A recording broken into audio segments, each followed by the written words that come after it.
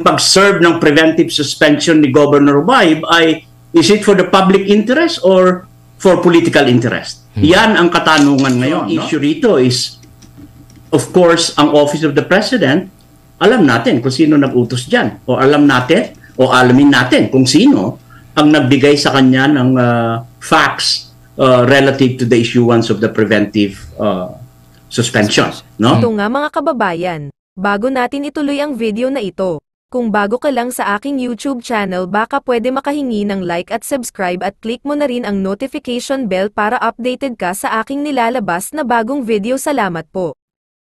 Na doon ko nakikita na nag-issue sa permiso sa isang rally ay maaring makita bilang pagsuporta sa mga demokratikong prinsipyo nga tulad ng kalayaan sa pagpapahayag at pakikilahok sa politika.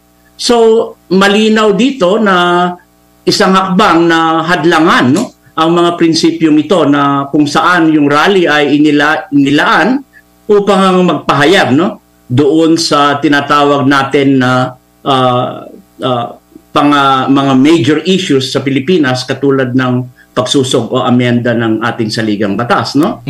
So yung sulat na ginawa ng Office of the President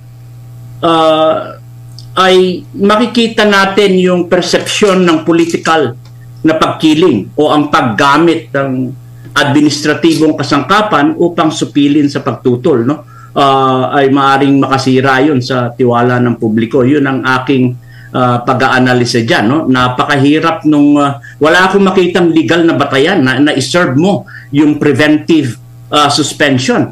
Hindi ito napakalaking kaso. In fact, ang ating local government code encourages yung peaceful settlement between and among officials na ginawa nga na isang issue. So makikita natin na yung pagsuspindi mo sa isang gobernador na nahalal na opisyal ay talagang magambala yan sa lokal na pamamahala at administration. At alam natin yan na malaki ang epekto niyan lalong-lalo na sa paghahatid ng mga serbisyo Attorney, at anuman proyekto. May singit ko lang. So, ibig sabihin, hindi pala si Governor Hubahib yung nakakommit ng grave abuse of authority dito kasi sabi mo nga, moot na nga kasi naibalik na After 1 month lang ata yun Kasi November yung issue, pag December naibalik na agad. So, ang basahin ko lang muna yung statement ng Office of the President, attorney, para at least mabigyan din natin ng gabay yung ating mga kababayan saan nag-ugat ang kaso. Sabi dito, the Office of the President issued an order preventively suspending Governor Edwin Hubahib for a period of 60 days. The OP made a thorough assessment of the administrative complaint filed by board member Orly Amit against Governor Hubahib. The OP found that the complaint sufficiently alleged grave abuse of authority and oppression on the part of Governor Hubahib in connection with the recall of board member Amit's service vehicle without legal basis. The issuance of the preventive suspension did not violate Governor Hubahib's right to due process. Firstly, his office ordered the respondent's suspension to prevent any undue interference in the conduct of the investigation. And secondly, the preventive suspension of Governor Hubahib was ordered only after the issues were joined in accordance with Section 63 of Republic Act No. 7160 and Section 1 and 4, Rule 6 of the Administrative Order No. 23, Series of 1992. The OP remains committed to ensuring transparency and fairness in all administrative proceedings. Isa pang tanong, attorney, saan ba ang nauuna?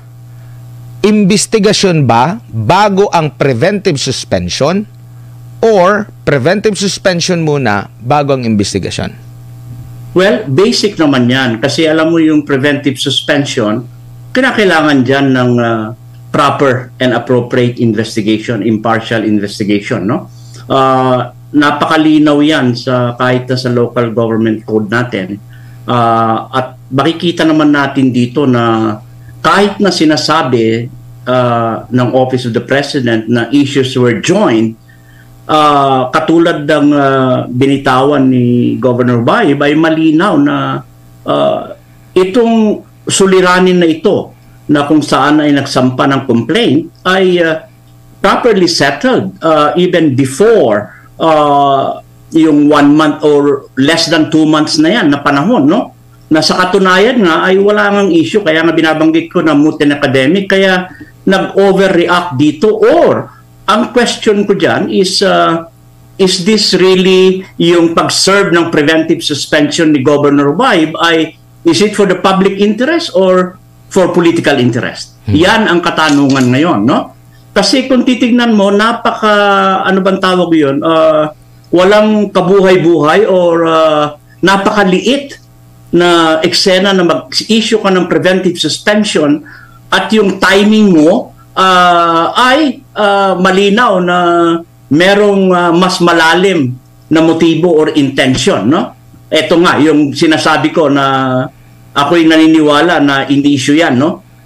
Dahil siguro para hindi magkaroon ng tinatawag natin na yung pagsuporta, no, yung mga supporters halimbawa ni Governor at ng lahat ay magkaroon ng pagdududa, no. Pero nakita naman natin yung kabuuan ng rally. Ito ay isang makasaysayang muling rally na karuktong nung nangyari noon sa Manila, no, na inyong inunahan nung kung saan ay sumisigaw tayo ng hustisya.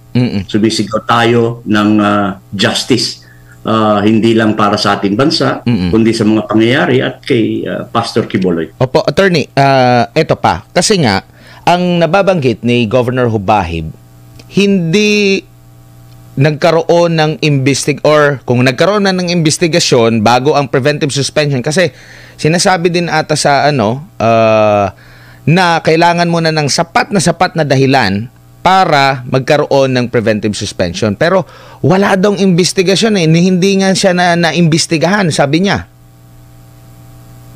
Kaya nga ito, Admar, yung ginawang preventive suspension, kumbaga, ay laro yan sa politika, no?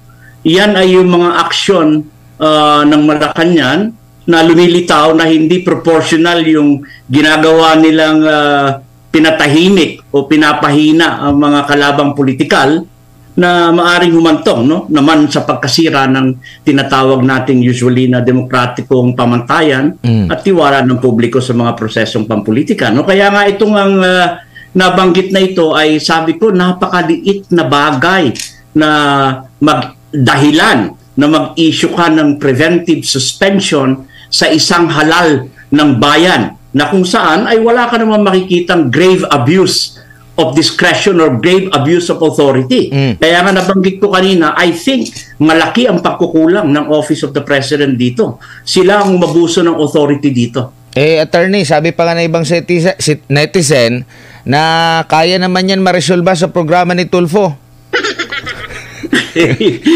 Kaya nga isipin mo napakababaw na dahilan na Admar, no, Carla, no.